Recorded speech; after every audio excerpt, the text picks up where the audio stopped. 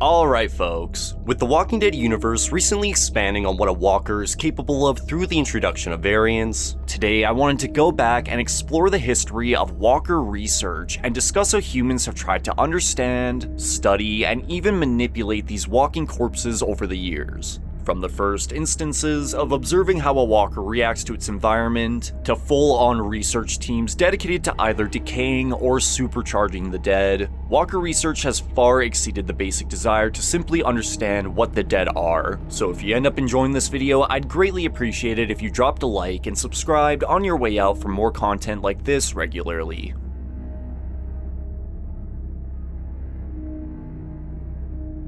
Now, with zombie media never existing before the outbreak in 2010, practically every human on Earth had to learn the basics of how these creatures operated immediately or risk turning themselves. This would have consisted of civilians quickly discovering these things were already dead, not sick, meaning there was no hope their loved ones could be saved, with a bite from these corpses guaranteeing death from a fever with no exceptions beyond the immediate amputation of an infected limb. Once these crucial bits of information were apparent, however, the next step in assuring your own survival was to observe how these things responded to their environment in order to maneuver through this hostile world, with the most obvious traits being the response to sound, light, and movement, which allowed survivors to manipulate their attention using tactics such as creating makeshift alarms, or even better, starting fires as they best fit this distraction criteria. Once the basic behaviors of the dead were established, the next priority for most was to figure out how to take these things out, with many survivors early on swinging or shooting at whatever they could, which often costed them their lives. But those who chose to aim for the head would have quickly discovered the brain was the kill spot, giving survivors a far higher chance of escaping, assuming they were strong, quick, or brave enough to fight when it came down to it.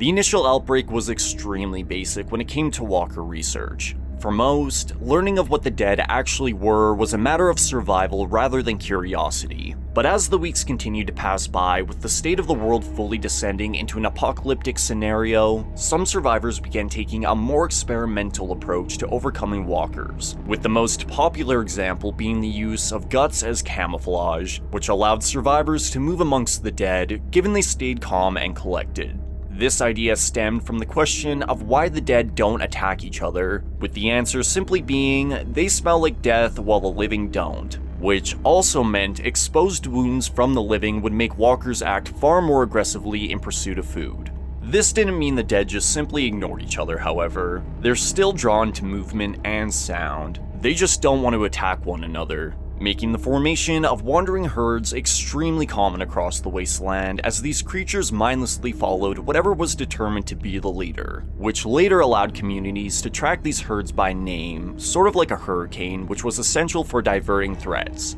Despite the danger these walking corpses brought, however, it wouldn't take long for survivors to figure out these things were dumb as hell and lacked basic motor functions aside from, well, walking. So, although a wandering herd had the strength to steamroll an entire settlement, most lone survivors could simply set up spike traps, barriers, or trenches to take care of wandering stragglers for them. Up until this point, the information gathered regarding the dead had mostly been that of simple observations. But as our core survivors reached the CDC, we would finally get an actual scientist's take on the nature of the outbreak. Here, our survivors would learn the medical professionals in charge of solving this issue couldn't even determine if it was microbial, viral, or maybe even the wrath of God. This infection was completely foreign to anything ever observed, and it had long since spread worldwide. According to Jenner, through documented trials, after death, something within the brainstem would reignite, getting the body up and moving, but without any of its memories or sense of humanity from when they were alive,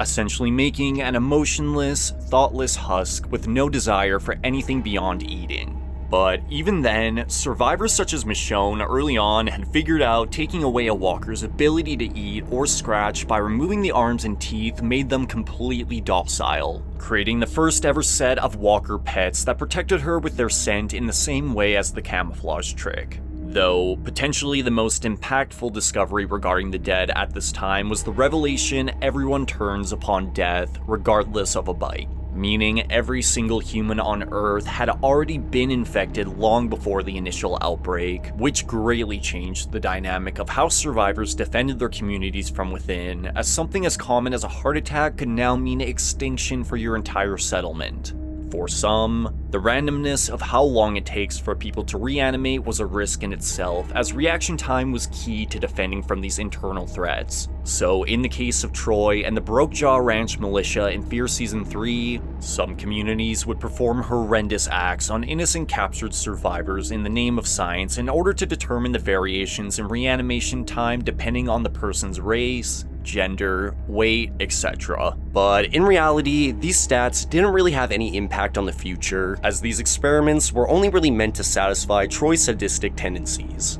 Though from the 1-year mark onward, continuing into the later years of the outbreak, most survivors and fortified communities had become well aware of the dead's characteristics and built their settlements around the idea of defending themselves from what they know, with some communities such as the Saviors taking the camouflage idea to the next level by forming a wall of corpses to mask the sanctuary. But from what we've seen from the prison, keeping the dead around your camp's vicinity was a risk on its own, as the flu arc tells us these corpses are still capable of carrying old world diseases which could essentially start a pandemic within your community, leaving most fortified settlements to assign teams dedicated to burning corpses once they had been put down around the perimeter, with the once game-changing guts trick now posing a risk in itself, as the extended time these corpses spent rotting in the sun greatly raise your chances of contracting something nasty and potentially life-threatening, such as what we see with Gabriel's blindness as a result, which inspired Negan and the Saviors to utilize this contamination theory by coating their weapons in walker guts, effectively creating machetes and knives with the power of a bite, which proved fatal to everyone who came into contact.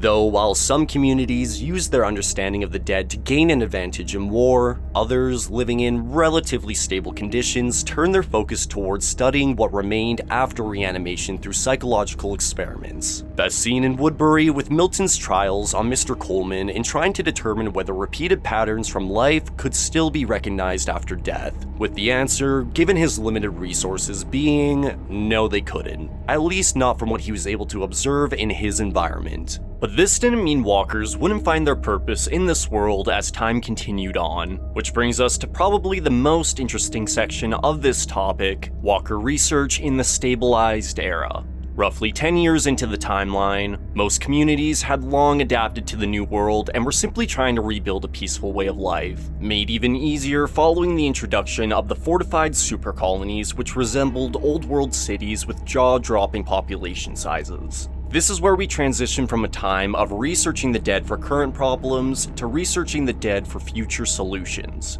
One of the most important discoveries to come from this modern era in the apocalypse has to be the revelation walkers can be used as a resource. As observed from the sewers of Manhattan, when compressed, confined, and left to decay for long enough, these cold bodies were capable of filling up with methane which could later be converted into fuel for returning power to cities. A revelation that could potentially change the way survivors conduct themselves permanently, as the dead can now bring life back to ruins that were previously seen as unsalvageable. A rather ironic turn of events. Yet, although these cold bodies, in a sense, could now be considered valuable, Milton's questions and theories about how the dead behaved after death would turn out to have merit, as further observations later revealed anomalies within walkers that sparked a new wave of research into variants. In the past, we had heard of communities tracking large herds in order to divert them from their settlements. But today, large colonies, along with lone survivors such as Dr. Chauncey Everett, often tag walkers within herds in order to track their migration patterns as a way to determine how these things have changed over time, with the most interesting developments being the discovery of herd leaders or protectors, who are typically a tiny bit faster and stronger than your average walker, which could be observed killing animals and leaving them behind for the rest of the herd to feast on. Implying, despite death, some of these walking corpses could potentially develop animalistic behaviors, which is something that is yet to be fully expanded on. Though this wouldn't be the first time we'd encounter a differently behaving walker, as come season 11, we are fully introduced to the idea some walkers were always capable of maintaining higher motor functions, such as climbing and even holding tools in rare circumstances, while others, provided their environment allowed such changes in extremely rare conditions, may have begun fusing together to create amalgamations of bodies working in tandem to become one single entity. To this day, there has never been an explanation for these natural oddities besides, these are variants, which honestly leaves more questions than answers. But at the very least, these revelations definitively tell us there has always been more going on within these creatures beyond what Dr. Jenner discovered with his limited resources. Though, despite not having a concrete explanation behind their emergence, these naturally occurring variants were far from the only anomalies among the dead, as across the sea, experiments were being conducted to create something far more dangerous.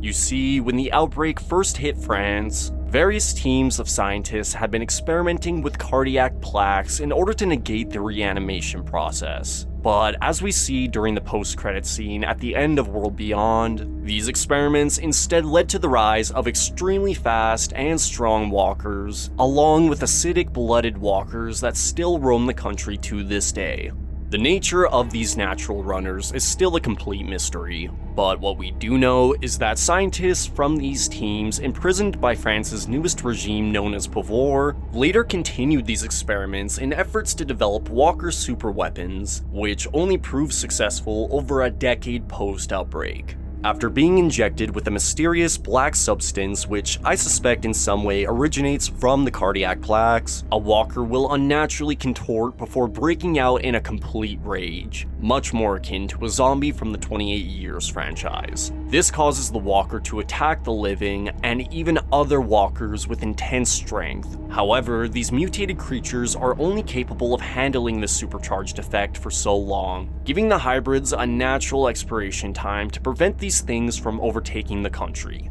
This innovation can either be seen as a really bad thing or potentially a really good thing. On one hand, humans have now created a far more aggressive creature capable of tearing their enemies apart in seconds. On the other, humans have now created a far more aggressive creature capable of decimating walker hordes with ease before expiring themselves. Depending on who carries this game-changing formula, the world could either soon enter an era of using the dead against the dead, or an era birthed from a second apocalypse altogether. But on the bright side, these hellish creatures don't have to be the only way out for humanity. As we see in the World Beyond, CRM scientists were actively searching for ways to speed up the decomposition process within the dead, with Hope Bennett in particular theorizing fermented yeast could be their best shot at achieving this goal if given the necessary resources to study, while old world doctors such as June Dory proved radiation therapy has the capability of slowing down the fever following a bite, though the dosage levels needed to neutralize it completely still remain fatal for the time being.